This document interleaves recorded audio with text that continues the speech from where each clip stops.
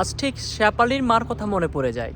ঠিক শেফালির মা অর্থাৎ একদিন বলেছিল যে কক্সবাজার তার মেয়েকে নিয়ে না যেতে পারলে তার মেয়েকে বিয়ে দেবে না। আজ আমার ভিডিওটি দেখার পরে শেফালির মা সে কিন্তু আফসোস করবে। ঠিক এত সুন্দর মনোরম পরিবেশ, তাও আবার ইউরোপের মতো দেশে, তাও যদি হয় সুইজারল্যান্ডে, তাহলে কেমন হয়। কিন্তু শেফালির মা সে দিনটা বড্ড বেশি পরিমাণ বাড়াবাড়ি করেছিল, ক্ষত বিক্ষত করেছে হৃদয়। আমাদের সম্পর্কটা মেনে নেয়নি, দুইজনকে দুই আঙিনায় বেঁধে রেখেছে এবং আমি এসে গেছি সেই ইউরোপে। আর শেফালির মা হয়তো ভিডিওটি দেখবে এবং শেফালির মা সে জ্বলে ফুরে একেবারে লুচির মতো ছাই হয়ে যাবে। কিন্তু আফসোস, সুইজারল্যান্ডে সুন্দর এই নদীর পাশে বসে কিছুটা দৃশ্য উপভোগ করা কিংবা শেফালির হাত ধরে আকাশের দিকে তাকিয়ে থাকা, সেটা কত না সুন্দর হতো।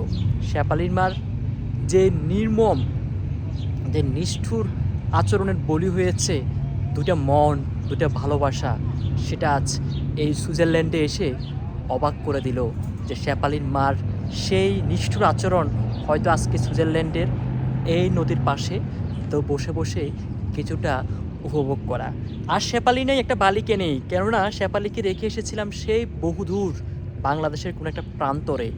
কিন্তু শেফালি যে নাই, তার যে শূন্যতা, সে শূন্যতা হয়তো আমি একা এই একা জায়গায় বসে এই সুইজারল্যান্ডের নদীর পাশে শেফালির মার সেই নিষ্ঠুর আচরণের কথা মনে পড়লো। মানুষের সময় পরিবর্তন হয়, মানুষের সময়ের যে জায়গা অবস্থান সেটা সবসময় পরিবর্তন হয়। মানুষ চাইলে অনেক কিছু করতে পারে।